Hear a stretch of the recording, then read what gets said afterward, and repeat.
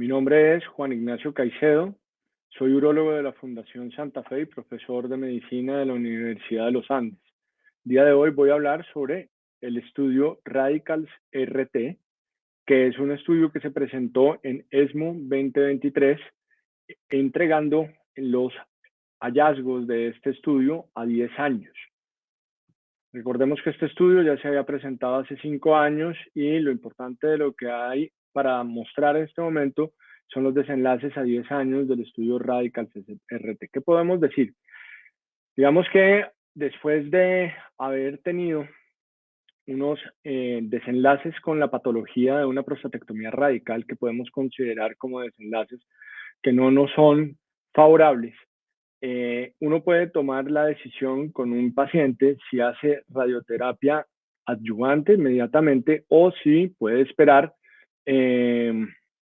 la realización o la elevación de un antígeno prostático para poder hacer radioterapia de rescate en este grupo de pacientes. Digamos que los estudios que había hasta el momento lo que sugerían es que era preferible hacer la radioterapia adyuvante y este estudio va un poco en contra de esto, como lo vamos a ver más adelante. Las guías clínicas tienen diferencias en sus recomendaciones. Por ejemplo, la guía ESMO recomienda que la radioterapia adyuvante no se debe utilizar de rutina, mientras que las guías de la Asociación Americana de Urología o de la Asociación Americana de Radioterapia sugieren en todos los pacientes, después que hay este tipo de desenlaces no favorables, llevarlos de manera inmediata a radioterapia.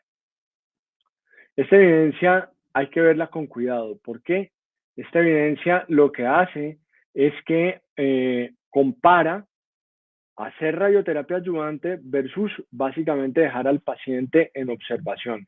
De tal manera que el comparador de la mayoría de los estudios que vamos a revisar no es hacer radioterapia de salvamento temprana, sino simplemente dejar que las cosas pasen más silvestremente, por decirlo de alguna manera, y como vamos a ver, pues la radiación se hace de una manera diferente. Toda esta evidencia está sintetizada, la evidencia que teníamos previamente para este escenario o la evidencia que está a favor de la realización de radioterapia adyuvante se basa principalmente en estos 4 estudios: el ARO 96, el EORTC 22911, el SWOG 8794 y el FINPROG 0301. Esto, como podemos ver, son experimentos clínicos prospectivos que comparaban la radioterapia adyuvante versus observación, y en todos estos estudios se hacía una recomendación en favor de la radioterapia adyuvante. Pero tenemos que tener, aquí está la evidencia sintetizada y vemos cómo tanto para recaída libre de progresión como para recaída local, esto es progresión bioquímica, esto es recaída local, se favorecía la radioterapia adyuvante versus el control. Muy bien. ¿Cómo es la metodología del estudio RADICALS-RT? Se trata de un ensayo clínico aleatorizado, multicéntrico, fase 3, con pacientes principalmente del Reino Unido que, posterior a prostatectomía radical, eran aleatorizados a 2 grupos, o podrían ser llevados a radioterapia de salvamento o podían ser llevados a radioterapia adyuvante de manera inmediata. Y posterior a eso, dependiendo del tipo de cáncer y el análisis clínico de lo que tenían esos pacientes, se podía aleatorizar para otro estudio que revisamos en el Remarkable Keys de Key Points del año pasado. Se podían aleatorizar a radicals a HD, que era 0 meses de hormonoterapia, 6 meses de hormonoterapia o 24 meses de hormonoterapia. Los criterios de inclusión, ¿cuáles eran? Eran aquellos pacientes que en la patología de en la patología de la prostatectomía radical tuvieran por lo menos uno de los siguientes factores de riesgo. Eran pacientes PT3 o PT4, tenían el Gleason score por encima de 7 o tenían por lo menos márgenes positivos y tenían que tener el PSA posoperatorio por debajo de 0.2, es decir, que estos eran pacientes que negativizaban su PSA posoperatorio. Esto es muy importante porque la mayoría de los, por lo menos 30% de por lo menos 2 estudios de los que vimos entre radioterapia adyuvante y observación tenían PSAs que se mantenían positivos en el posoperatorio, es decir, que no negativizaron nunca el antígeno prostático. La leuterización se hacía 22 semanas después de la cirugía y se asignaban se hizo una asignación 1 a 1 teniendo en cuenta la estratificación del riesgo de acuerdo al Gleason, las márgenes y el centro del estudio, y los pacientes no estaban enmascarados, era imposible hacer un enmascaramiento en este caso. ¿Cómo se definió la progresión bioquímica después de tener un PSA posoperatorio negativo? Se definió como 2 tomas de PSA en aumento consecutivas con un PSA mayor a 0.1 o 3 niveles de PSA en aumentos consecutivos sin necesidad de que tuviera que estar en 0.1. Entonces esto es muy importante porque lo que estamos viendo es que los pacientes se llevaban a radioterapia de salvamento con antígenos muy bajos. El esquema no aleatorizado de radioterapia se hicieron básicamente o 66 grades en 33 fracciones o 52 grades en 20 fracciones, una vez al día con 5 sesiones por semana. Y eso es muy importante tenerlo aquí porque es uno de los factores de confusión que puede tener este estudio, y es que la radioterapia a ganglios se hizo de acuerdo al criterio clínico del radioterapeuta.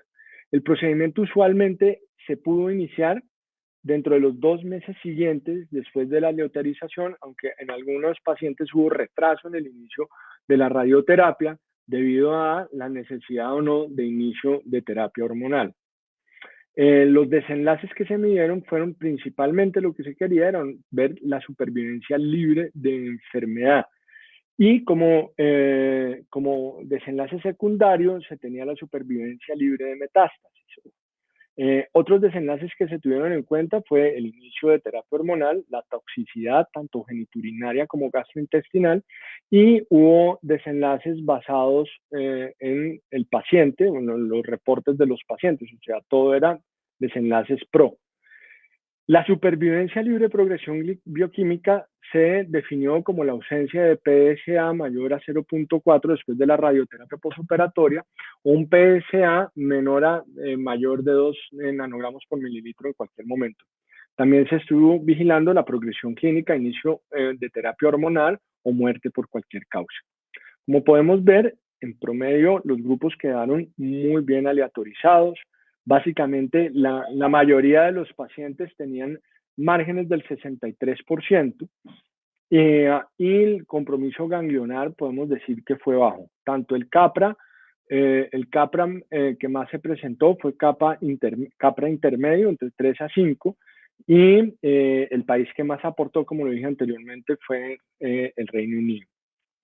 Podemos decir que la media del PSA al hacer la radioterapia de rescate fue 0.2, mientras que en los otros estudios la radioterapia se hizo de manera mucho más tardía.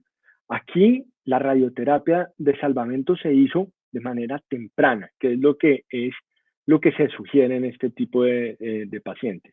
El seguimiento en promedio fue 8 años y el inicio de tratamiento por protocolo se hizo más o menos a los 5 meses para cualquiera de los 2 grupos.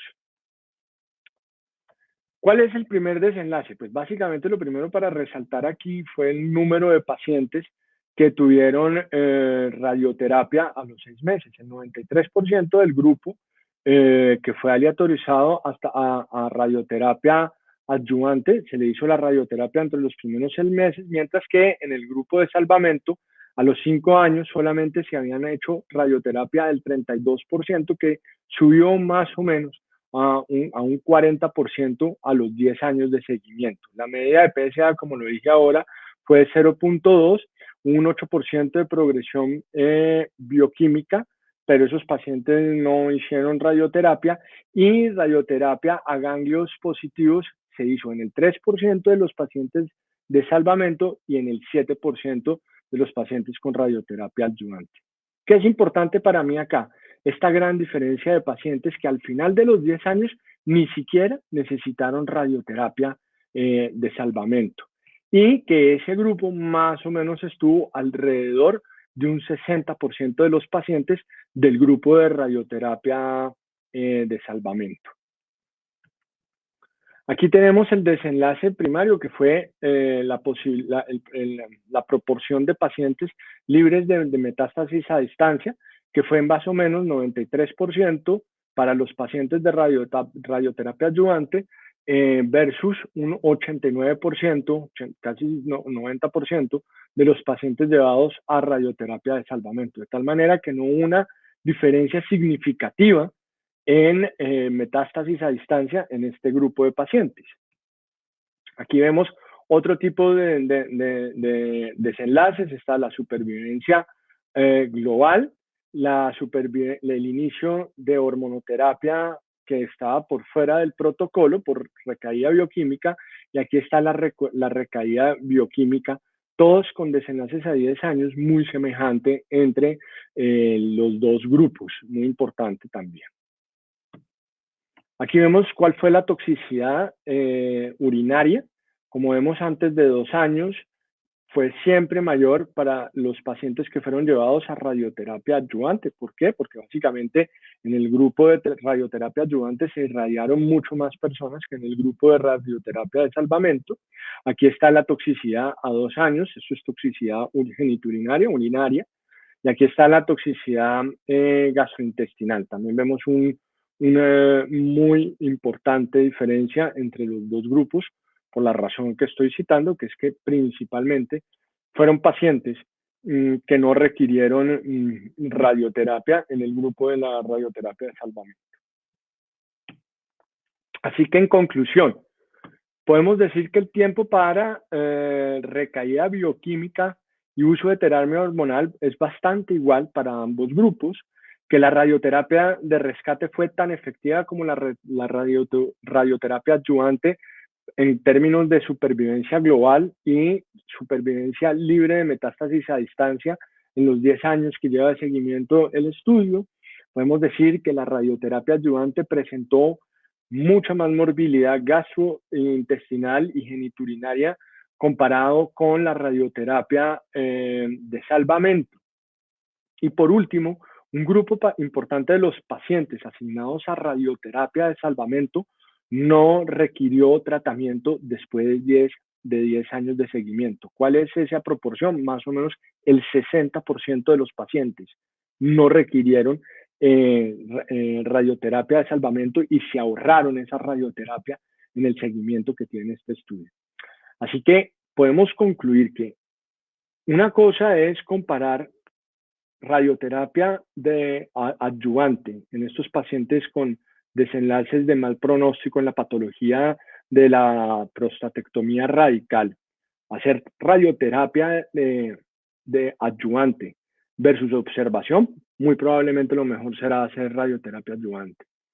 Pero si no ese es el caso, sino que lo que tenemos es radioterapia adyuvante versus una radioterapia de rescate temprana, es básicamente lo mismo en términos oncológicos, con una muchísimo menor tasa de complicaciones, tanto geniturinarias como gastrointestinales.